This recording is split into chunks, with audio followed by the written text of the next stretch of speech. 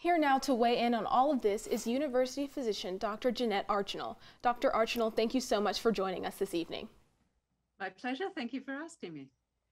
So as booster shots have started to get approved, all of them have been approved at this point, do you think students should be going out to get them, and if so, why? I think everybody has to make their own decision on this. Certainly, we know that there is good efficacy just from the original doses. The recommendations for boosters aren't just for older people. It's also for anybody who's at higher risk. So that's people with immune deficiencies and people who live or work in a situation where they may be exposed to more. And that includes people on a college campus. It's not mandated, but I think everybody has to go with their own comfort level. Sure, and we just discussed that kind of mix and match approach. So is there one shot that's kind of better than another? Should I be taking that mix and match approach, or should I be sticking with the original vaccine brand that I received maybe last spring? Again, that is very much up to the individual. There is data supporting sticking with the same vaccine. There is data supporting a change. Some of the best data actually was with the AstraZeneca vaccine, which is the one that's used in the UK, in Australia, and some other countries. Similar sort of process to the Johnson & Johnson vaccine.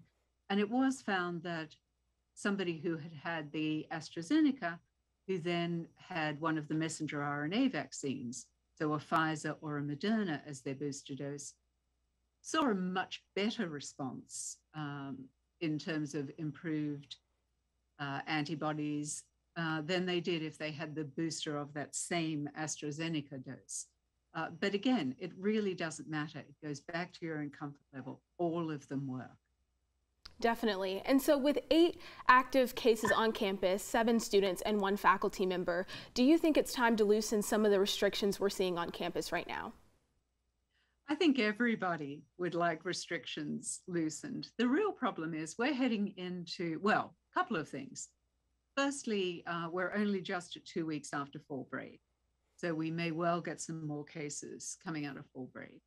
Secondly, we're heading into the winter cold and flu season, and we know that all viruses are going to spread in that period. Thirdly, we're heading into the holiday period, so we're more likely to have all viruses spreading at that point. And we have to remember that the mask mandate in the classrooms doesn't just protect against COVID. It protects against every other respiratory virus as well. So that's flu, it's mono. We're seeing quite a lot of mono on campus at the moment.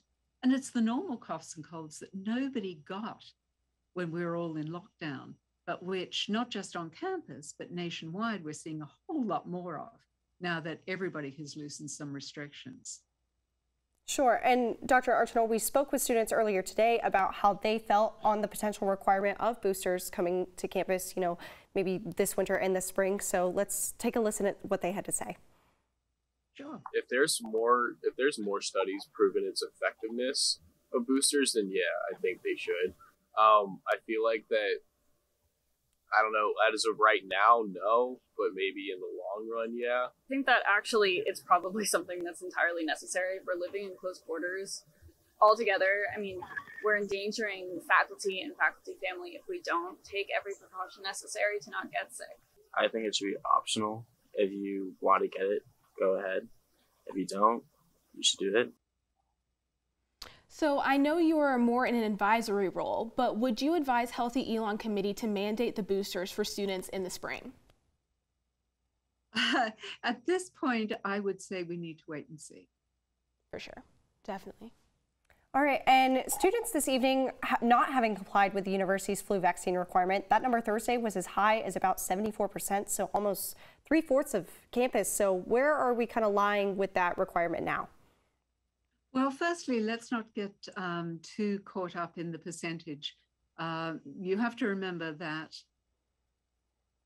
the numbers that were shared or that were discussed don't include a lot of exemptions, including students studying abroad. And it also, the number of students who are vaccinated is not necessarily the number who have submitted proof of their vaccination. I can tell you we get lots of, and have received, lots of documentation of vaccines since the end of last week. So the numbers need to be updated every day and every half day.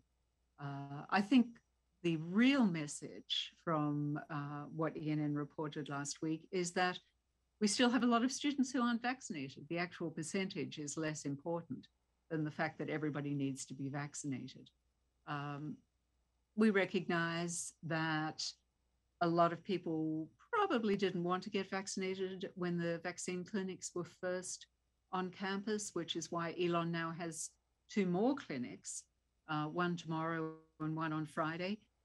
So anybody who wants to can be vaccinated there so long as the supplies don't run out. Also, all pharmacies are offering vaccines. Most people like deadlines, and I suspect that by the time the deadline comes, there won't be any problem with compliance. Absolutely. Well, I know the vaccine deadline is this Friday, October 29th. So Dr. Archinal, thank you so much for your time tonight. We greatly appreciate it.